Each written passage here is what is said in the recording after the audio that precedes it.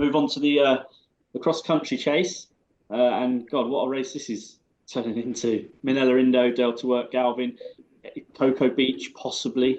Hopefully a nice prep for the Grand National. Run at fancy prices for that. I think Dawn, like you said, Conflated's going to go Ryanair. Yeah, from what I'm reading in the betting, even I think he's Ryanair bound. Yeah, well, any bookies with not non-runner no bet, they're big price on Conflated, so I assume that too. Who you going with? You sticking with your one love? My darling Delta.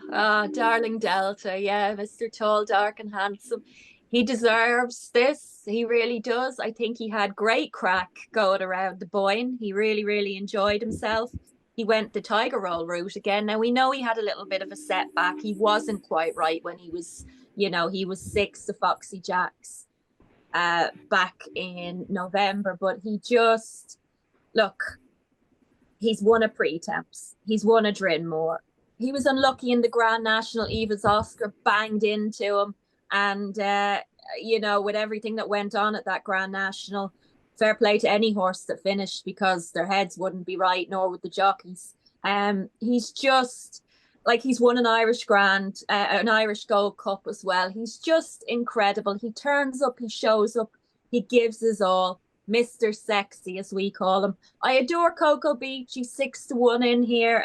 He was very good to us in the Troy Town. That was brilliant. He loved going round with Jack. Jack said he gave him the best feel going around Punchestown when he won the cross country. And he was third in that Munster National that Jevray won, that you can pluck horses that are there or thereabouts out of. He's 6-1, Delta's 3-1. Foxy Jacks is in here. He was superb back in November. 14-1. He's come out of that Kerry National. He was third in that Kerry National. Gave us Salvador Ziggy, Desert Moor House, who's in the Pretomps. Like him for the Pretomps.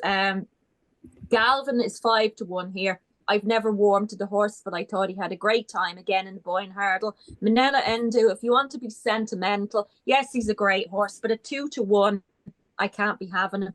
Conflated, I can be having in the Ryanair, just not here. So, darling Delta, he wears his tongue strap, he wears his cheek pieces, and I just want to see the Dark Knight all the way up the Cheltenham Hill again. Age isn't an issue here. He's right, he wins, and he makes the rest look ordinary.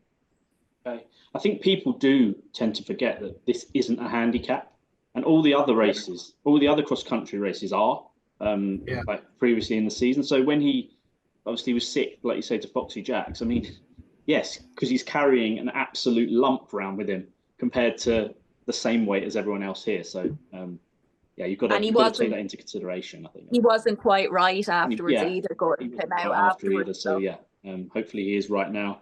Danny? I think if you look back at recent renewals, it pays to stick towards the top of the market, really. So, I'll be doing that, definitely. Delta worked.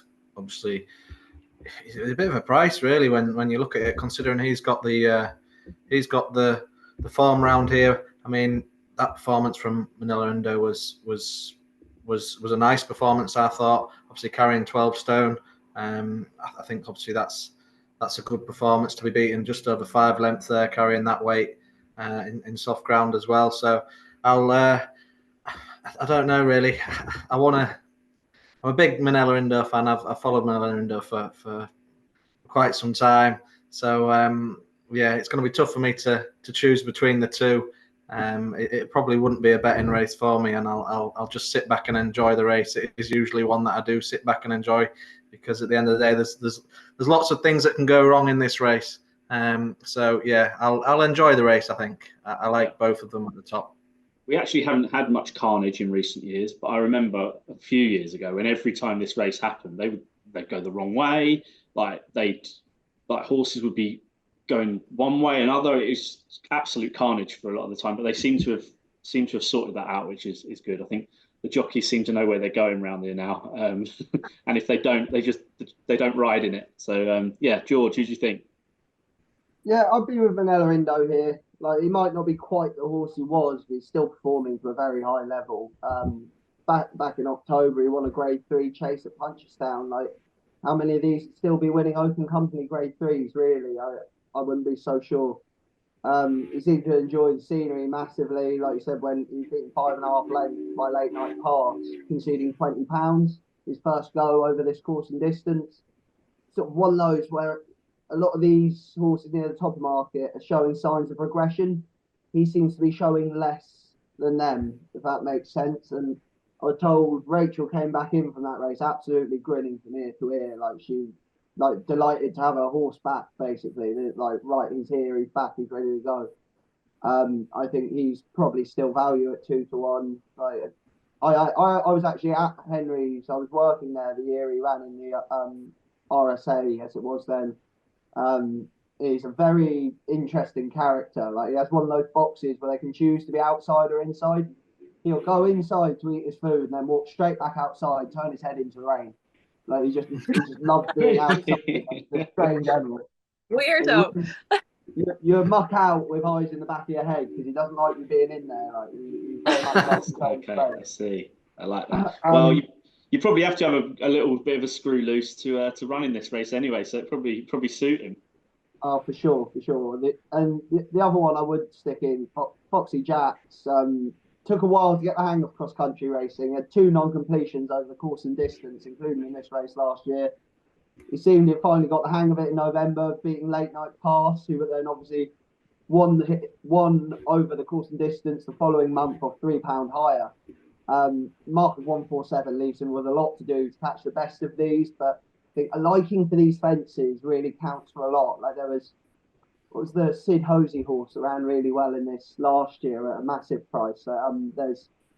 It makes a huge difference, like, just liking these fences. And there's always one at a big price that finishes 3rd or 4th. So 14-1's not, I can't remember the name of that horse. Horse with the big white face, ran it last year. But that was about 40-1. This is 14s, but I think he's valued. Okay, nice one.